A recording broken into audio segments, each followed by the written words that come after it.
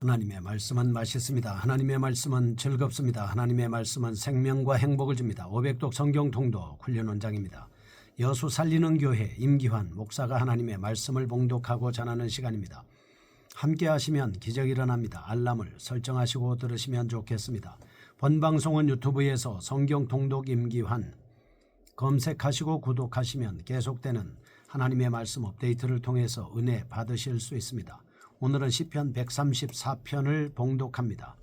그리고 말씀을 전하겠습니다. 시편 134편 성전에 올라가는 노래. 보라, 밤에 여호와의 성전에 서 있는 여호와의 모든 종들아, 여호와를 송축하라. 성소를 향하여 너희 손을 들고 여호와를 송축하라. 천지를 지으신 여호와께서 시온에서 내게 복을 주실지어다. 아멘. 시편 134편은 찬양의 요청과 축복에 대한 말씀을 하고 있습니다. 본시는 성전에 올라가는 노래 120에서 134편 중에 마지막 시편입니다. 하나님에 대한 찬양이 대화적 기법으로 표현되고 있습니다. 시인은 본시에서 순례자들의 찬양에 대한 요청과 제사장 및 레위인들의 화답을 통해서 여호와에 대한 참된 경배를 권면하고 있습니다.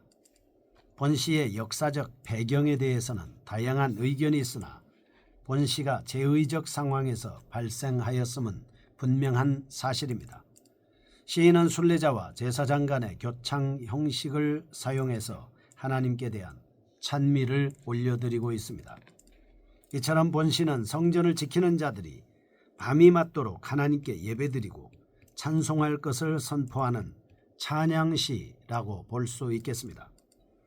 여기서 시인은 제사장과 레위 지파를 포함한 모든 백성들이 하나님께 전심으로 찬양하도록 유도하고 있습니다.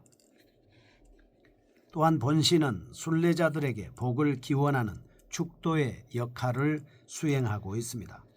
이러한 사실은 본시가 순례자의 노래 중 마지막에 위치함으로써 이 시를 요약한다라고 하는 점과 일치하고 있습니다. 1절과 2절입니다. 본시의 내용은 성전 순례자들이 하나님의 종들에게 인사하며 찬양을 촉구하고 있습니다. 3절, 이에 대해 성전 안에 있는 하나님의 종들이 응답하는 부분으로 구성되어 있습니다.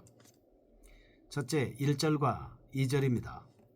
순례자들은 성전에서 봉사하는 하나님의 종들에 대해 여호와를 송축하라고 간절하게 요청하면서 1절, 밤에 여호와의 성전에 서 있는 여호와의 모든 종들아, 여호와를 송축하라. 아멘.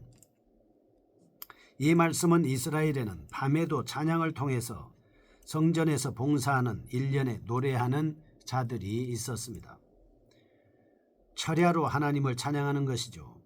중세의 많은 수도원들에서 그랬듯이 그 당시 성가대원들은 밤새 찬양하는 일을 감당했던 것입니다. 역대상 25장에 보면 다윗은 찬양대 288명을 뽑아 24반차로 나누어서 하나님을 찬양하게 했습니다. 물론 정규적인 야간 성가대 회집이 있었던 것은 아니었습니다. 그러나 필요에 따라서 밤에도 성가대들은 성전에서 하나님을 찬양하곤 하였습니다. 역대상 9장 33절, 또 찬송하는 자가 있으니 곧 레위족장이라 저희가 골방에 거하여 주야로 자기 직분에 골몰함으로 다른 일을 하지 아니하였더라. 아멘. 찬송하는 자는 레위족장이었습니다. 골방에 거하면서 주야로 자기 직분에 골몰했다. 찬양하는 일을 전문적으로 하였다라고 하는 것을 알 수 있겠습니다. 우리는 바울과 실라처럼 밤이라 할지라도 어떤 상황이라 할지라도 하나님을 찬양할 때 그 현장에는 하나님의 기적이 나타난다 라고 하는 것이죠. 쉬지 말고 기도도 해야 되지만 쉬지 말고 찬양해야 합니다. 범사에 찬양해야 합니다. 늘 하나님을 찬양해야 하는 것입니다. 구약시대에는 밤예배가 없었지만 본절에서는 장마철 저녁예배나 유월절 밤예배와 같은 것을 가리킬 수 있겠습니다. 본절의 밤은 매일 밤 일하기보다는 밤새도록을 뜻한다라고 보겠습니다. 밤새도록 하나님을 찬양했다라고 하는 것이죠. 그런데 밤에 여호와의 집에 서 있는 자들을 밤에도 찬양했던 그 사람들을 레위인들로만 볼 수는 없는 것입니다. 왜냐하면 바로 이어서 여호와의 모든 종들이라는 호칭이 나오기 때문입니다. 이 호칭은 시편 135편 13절 1절 할렐루야 여호와의 이름을 찬양하라 여호와의 종들아 찬송하라 2절 여호와의 집 우리 여호와의 성전 곧 우리 하나님의 성전 뜰에 서 있는 너희여 3절 여호와를 찬송하라 여호와는 선하시며 그의 이름이 아름다우니 그의 이름을 찬양하라 아멘. 이 말씀은 여호와의 성전과 거기에 서 있는 하나님의 백성들은 하나님을 찬양하라 라고 이렇게 권면하고 있습니다. 이는 레위인들뿐만 아니라 제사장들도 마찬가지로 적용되기 때문입니다. 성전에서 울려 퍼지는 하나님에 대한 찬양은 시편에서도 개인적인 뿐만 아니라 단체로도 하나님을 찬양할 것을 말씀하고 있습니다. 시편 150편 1절에서 6절 1절 할렐루야 그의 성소에서 하나님을 찬양하며 성소에서 하나님을 찬양하라 이렇게 말씀을 하고 있습니다. 그의 권능의 궁창에서 그를 찬양할지어다. 궁창은 하늘입니다. 우리가 건물 안에서도 건물 바깥에서도 하나님을 찬양하라 라고 이렇게 말씀하고 있는 것이죠. 2절 그의 능하신 행동을 찬양하며 그의 지극히 위대하심을 따라 찬양할지어다. 하나님은 능력이 많으신 분이시기 때문에 그는 위대하시기 때문에 찬양하여야 한다 라고 말씀하고 있습니다. 3절 나팔소리로 찬양하며 비파와 수금으로 찬양할지어다. 이 말은 높은 소리 나는 제금으로 찬양할지어다. 악기를 사용해서 하나님 앞에 찬양을 드려라 라고 이렇게 말씀을 하고 있는 것입니다. 6절 호흡이 있는 자마다 여호와를 찬양할지어다. 할렐루야. 살아있는 사람이라면 숨을 쉬고 있는 사람이라면 하나님을 찬양하여야 한다 라고 말씀을 하고 있습니다. 이렇게 우리는 모든 것을 동원해서 하나님을 찬양해야 합니다. 악기뿐만 아니라 2절 성소를 향하여 너의 손을 들고 여호와를 송축하라. 손을 들고 하나님을 찬양할 것을 말씀하고 있습니다. 우리가 가지고 있는 악기 전체 몸이 악기라고 볼 수 있습니다. 그런데 손의 악기라고 하는 것은 대단히 중요한 것입니다.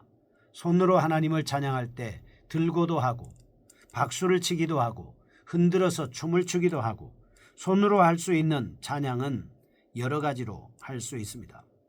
그래서 손을 들고 라고 하는 말은 영광을 돌리는 최고의 자세라고 볼 수 있겠습니다. 우리가 하나님 앞에 기도할 때 손을 든다. 간절함의 표현이죠. 목사가 손을 들고 축도한다. 축복의 표현이죠.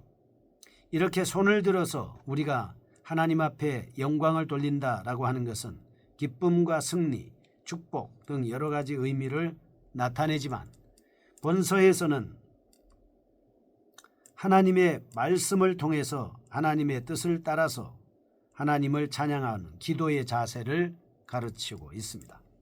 좀 더 포괄적으로 말한다면 찬양하다, 예배하다라고 하는 의미도 나타낼 수 있는 것이죠.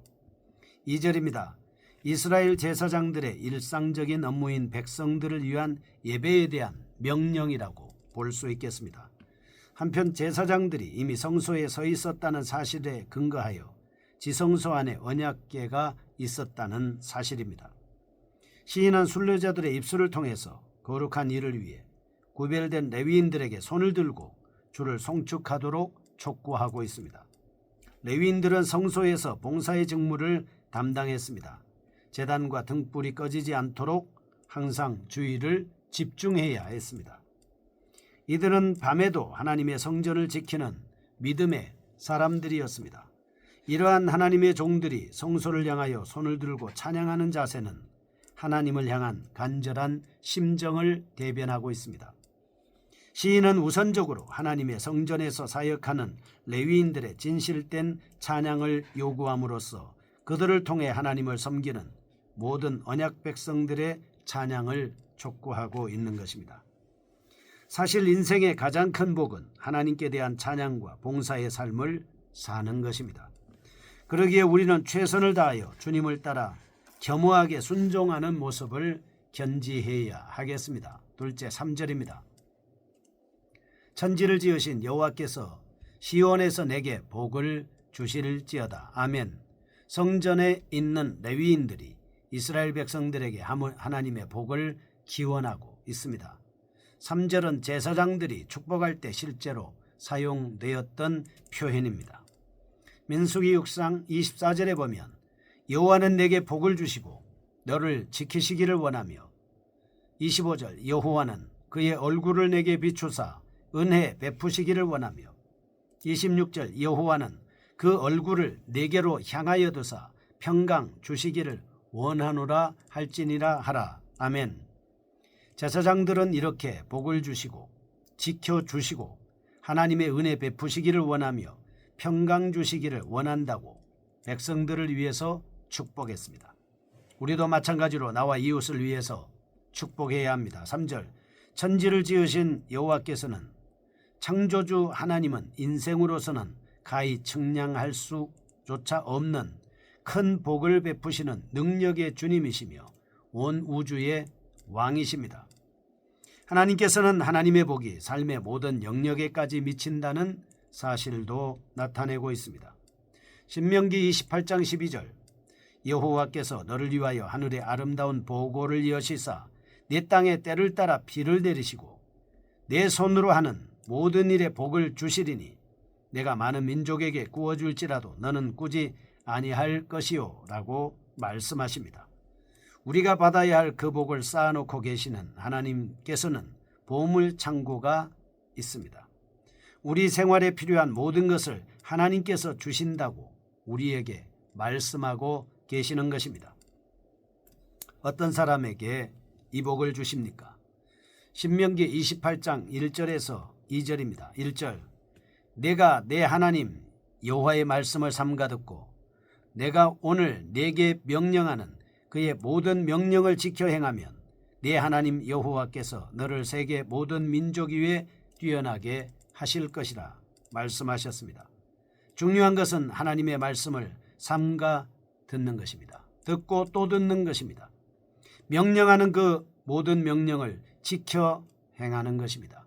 하나님의 말씀을 지켜 행하면 세계 모든 민족 위에 뛰어나게 하겠다라고 약속의 말씀을 하셨습니다. 뿐만 아닙니다. 3절 2절 내가 내 하나님 여호와의 말씀을 청종하면 이 모든 복이 내게 임하며 내게 이르리니 모든 복이 임한다 라고 말씀을 합니다. 3절 성읍에서도 복을 받고 들에서도 복을 받을 것이며 4절 내 몸의 자녀와 내 토지의 소산과 내 짐승의 새끼와 소와 양의 새끼가 복을 받을 것이며 5절 내 광주리와 떡반죽 그릇이 복을 받을 것이며 6절 내가 들어와도 복을 받고 나가도 복을 받을 것이니라. 하나님께서는 우리에게 이렇게 다양한 복을 예비하시고 주시겠다고 약속하고 있습니다. 어디에서 주십니까? 시온에서입니다. 성전에 올라가는 노래의 마지막 절에 시온을 언급한 것은 너무나 자연스러운 것입니다. 하나님의 복은 시온으로부터 즉 언약 백성이 찾아갈 수 있는 곳으로부터 왔습니다. 주의 계명과 마찬가지로 하나님의 복도 멀리 하늘이나 바다 너머가 아니라 가까이 닿을 수 있는 곳에 있습니다.